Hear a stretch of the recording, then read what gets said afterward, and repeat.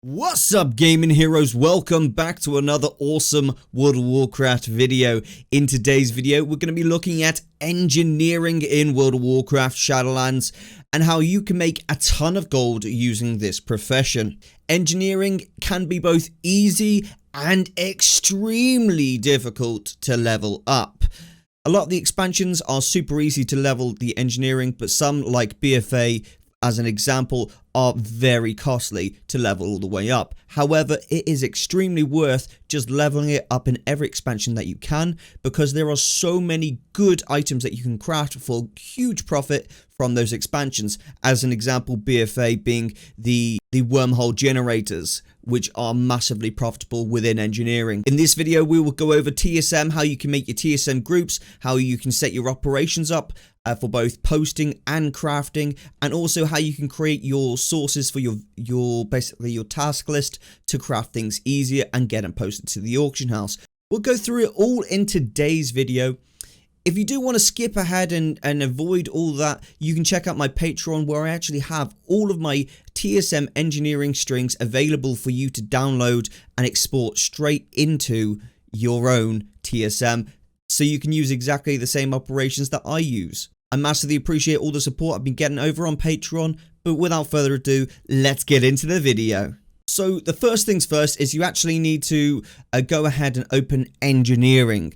Once you've opened engineering, you need to select the icon, which will allow you to create an automatic group, which will just import all the items you've got from engineering into that group. You can see I click that icon, and just going forward, we're going to start creating the groups now. So that is usually mounts, ×1 craft, ×5 craft, ×10 craft, ×20 craft, and at times 100 craft as well, because there are some items within engineering that are just good to kind of stock up 100 at a time. So I go ahead and basically just create all of those groups right there, super simply. Then I basically select everything in the items group, and I just go through, and anything that's got a 0.01 sale rate, I take it out, I untick it, because I don't want to craft that at all. Now, a lot of time with professions, I'll go ahead and I will choose I will choose like 0.04 and above as things I want to craft. But engineering, no.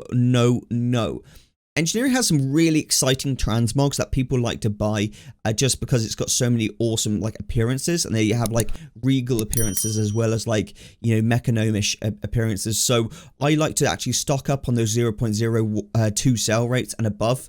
I'm happy to do that, to take that, you know, that cost and put it into the auction house. Less people, less competition on a high pop realm. I'm happy with that investment. So that's what I'm doing right now, is just going through these items, looking at each one individually, seeing what has a 0.01 sell rate and scrapping it. If it's what I'm really looking at is the average daily sold. So even if it's got a 0.01 sell rate, if it's got an average daily sold of like a much higher rate than that, I'm like, oh, okay, I'll consider that. Yeah, I'll have that. Okay, so that's what we're just doing through right now, is just going through that list and basically deciding what's worth crafting, what's not worth crafting, in my opinion, by, you know, my own choice. Now, for some of you, that might be different, but for me, this is how I do it. I don't look at profit or anything else like that. I just do it based on that. At this point, I kind of look at everything that I might want to make multiples of. So a lot of the time with engineering, bombs and grenades, C4M charges, things like that, oftentimes people buy these in like 5, 10s, 20s at a time. So I like to actually stick those into groups of like 5 craft or a 10 craft or a 20 craft. And that's what we're doing right now, is just figuring out which items are probably going to sell in multiples. And therefore we can, you know, exponentially increase the profit by keeping those stocked up.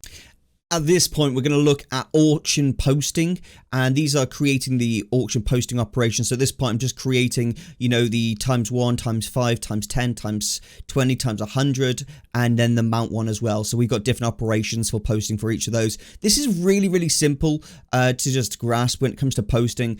I don't really worry about, you know, the minimum profits when it comes to posting. It's just simply put 110% crafting. Whatever it gets posted, I want to make sure I'm achieving a minimum of 110% crafting as my my profit, my minimum profit. So that is recoup the crafting cost and then get 10% profit on top.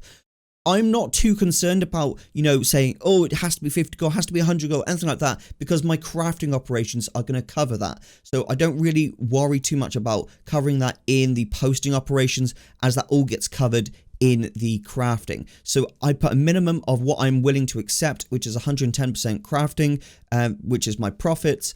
And then for everything else, I'm just selecting basically how many I'm willing to post on the auction house. If it's 10, I post 10. If it's 100, I'll post 100. Really simple. It's not too difficult. I don't override the craft value, the minimum craft value or anything like that. There's no need to tick any of that shenanigans. Just keep it really simple. This is what I go for. You don't have to put first and all that shenanigans. You can just put literally 110% crafting if that is something you want to do. But this is what I predominantly look at doing myself. Okay, so for this next section, I'm basically creating all the crafting operations, and these really do matter what you put in here, because this is going to decide what you're crafting versus not crafting. We've got loads of items in our groups, and this is going to decide what actually gets crafted from those groups versus not crafted. So the minimum profit on that, I always put first 100 gold, 10% crafting. That's my personal preference. If you're willing to take less gold, then put 50 gold. But something that's really important to take into consideration for any of the multiple crafts that you're doing, say you're doing a times 10 craft, you need to times the amount of profit that you get from one of those items for 10. So say you're taking a 50 gold profit on, say, one item, right? For that 10 times that item, you need to put 500 gold, not 50 gold, because the way TSM will compile it is, it will say what's the profit on each of those times 10. So if you say 50 gold for a times 10 craft, it will say, well, we want to get 50 gold across all of those crafts. It won't be like each individual one will be 50 gold. So you really have to times it in your own head, like times 10, oh, that's 500 gold, boom. Sorted. Okay, so that's what you really have to consider when you're doing the multiples. It's super easy to do. First 100 gold, comma 10% crafting, which is the profit margins we're talking. So you don't need to be 110% or anything like that. It's just 10% because TSM already figures out you obviously want to recoup your crafting cost. That makes sense, doesn't it? All right, at this point, we're just going to go ahead and apply these operations to each of these groups so that when it comes to crafting, the groups will basically say, oh, yeah, you want to craft this? Let's craft. Let's go. We'll craft the right amount for you, Erosium. Absolutely no problemo. The next thing I really wanted to just quickly cover was just the sources list. So when you are going to do your crafting at this point, you really want to be looking at your sources. So open up your crafting, your engineering, and then go over to the gathering. And basically at this point, the sources on the left-hand side will basically dictate where you are getting your materials from. If you want to kind of play around with this and work it out for yourself, you can do, but these are the ones that I've personally found to be the best for me, that work in the most efficient way possible.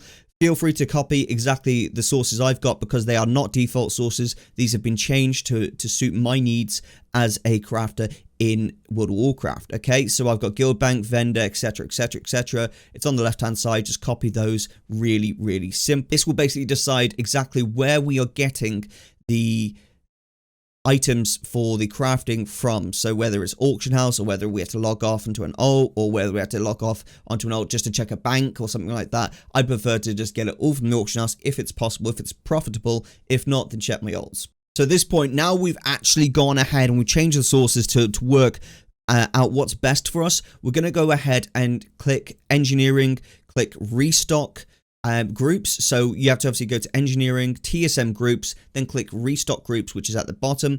And at that point, it's as easy as opening task list, which can be found in gathering, and then scanning the auction house and buying all the items that you need to buy to get this stuff crafted. It's really easy. It's something I absolutely love this part of the game. It's just buying the stuff and then crafting it. So at this point, where I'm just going through the auction house, figuring out the cheapest way to buy certain items. The way I've got my sources set up is if there's an item that I can either buy the item or buy the materials that craft the item that I can craft, then I can work out basically the profits and the profit difference on those just on the fly, really easy, and the profit just rolls in from that.